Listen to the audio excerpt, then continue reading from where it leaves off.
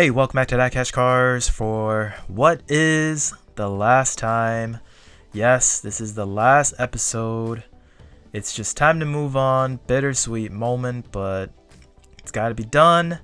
But before I go, guys, before I close the door, just want to leave you guys with one last message. And honestly, it is what I've been preaching on this channel since the beginning.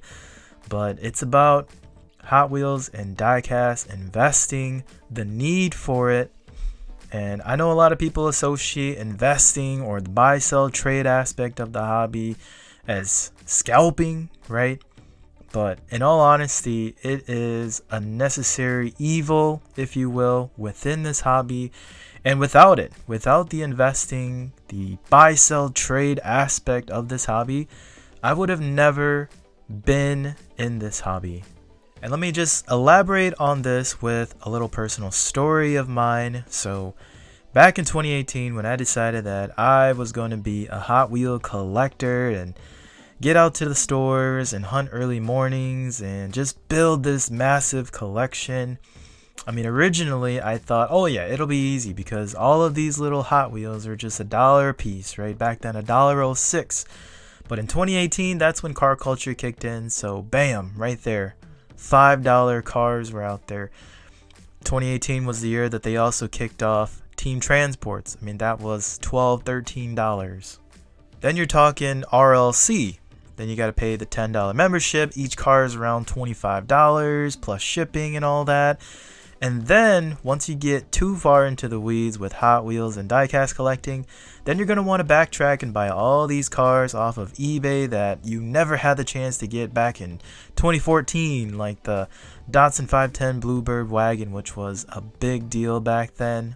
But by the time you knew it, you were spending hundreds, if not thousands of dollars on little 1/64 scale cars.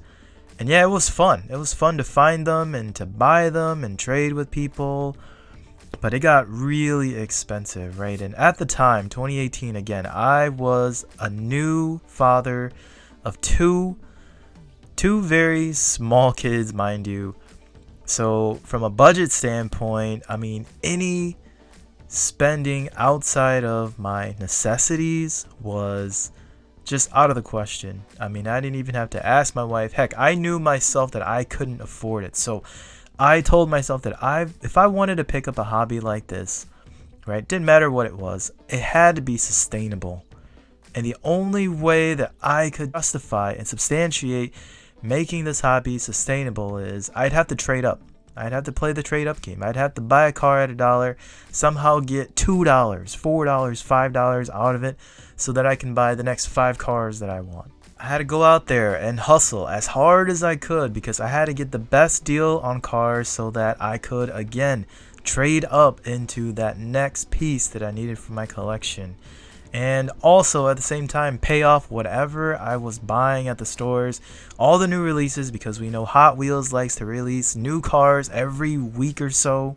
So yeah, needless to say, Hot Wheels and diecast collecting is very expensive. And I will say that if the whole entire buy sell trade aspect of this hobby, if there wasn't this community within a community that lived and breathed buy sell trade, I would never have been a Hot Wheels and diecast collector like I am today and will continue to be. So you guys might be wondering that too. I'm quitting YouTube, yes, but I'm not quitting Hot Wheels and diecast collecting. If anything, who knows, I might even have more time to go out there and hunt. So who knows, my collection might grow even more than what it is today. But I bring up this topic and I'm trying to hammer it home for you guys because I know a lot of you guys are in the same situation that I was back in 2018. I mean, you're spending all this money and you're trying to think of what the end game is. I mean, you're obviously racking up debt, right? Unless you're super fortunate and you're somehow able to expense and budget for all of this stuff and you don't have a care in the world and your significant other is even okay with the idea that you're spending hundreds, if not thousands of dollars every year on Hot Wheels. But I would argue that the majority of us are doing this just as a pastime. It's just a hobby. Obviously, these cars are not necessarily making a living for us at all. So we have to find ways to pay for the hobby. And the best way to do it, guys, and I've said this a million times on my channel, but you got to use these cars, you got to use the hobby to pay for the hobby. You got to know when to buy low, when to sell high, use the difference, use the profit in order to get that next big bad piece that's just going to shine in your collection. I mean, that's the concept that literally allowed me to grow my collection over these last 6-7 years. And man, I wouldn't have changed it for anything. I mean, throughout the whole time, I mean, yes, I got labeled as a scalper. I got labeled as a reseller. I've been told a million times that I don't care about cars and I'm not a car enthusiast, right? Which is totally false. I mean, if anything, guys, I'm so passionate about diecast and collecting Hot Wheels that, you know what? I had to work for it. I had to work for it to the point where I couldn't afford it, but I still made it my hobby and I still excelled and succeeded in it.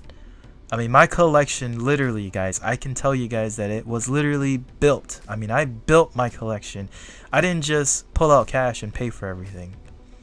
So that's something that I'm really proud of. I owe $0 on my collection. And I wouldn't have it any other way. And I will say right now too, I've bought and sold so many cars over the years that I've had grout pieces and I've lost them.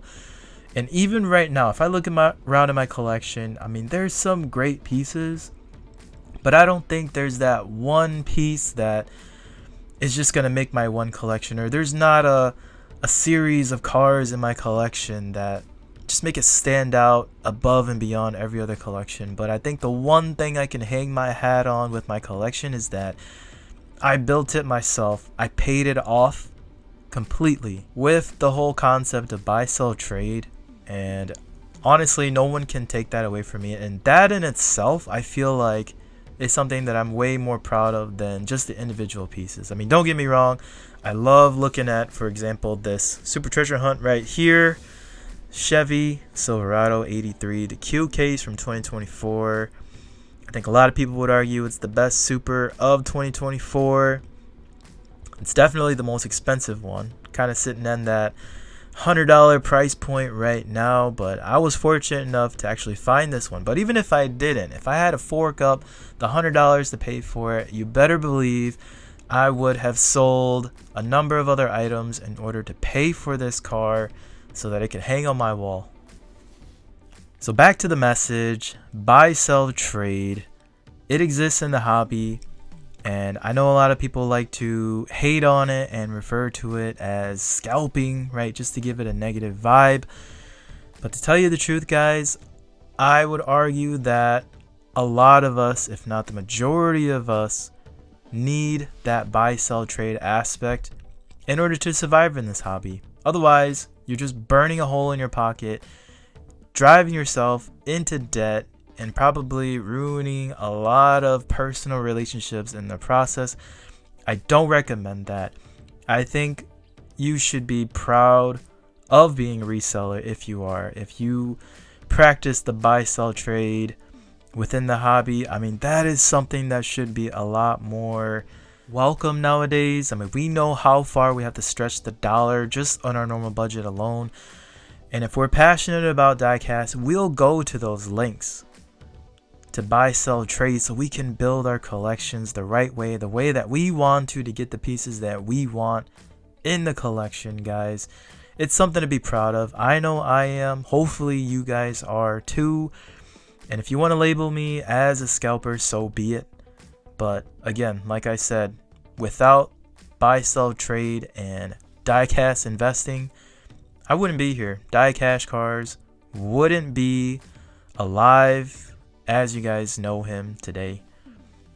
And with that, it's time to say goodbye. It's been a good run. I appreciate, again, the whole experience of being here on YouTube and sharing my story with you guys. Hopefully you guys got some value out of it.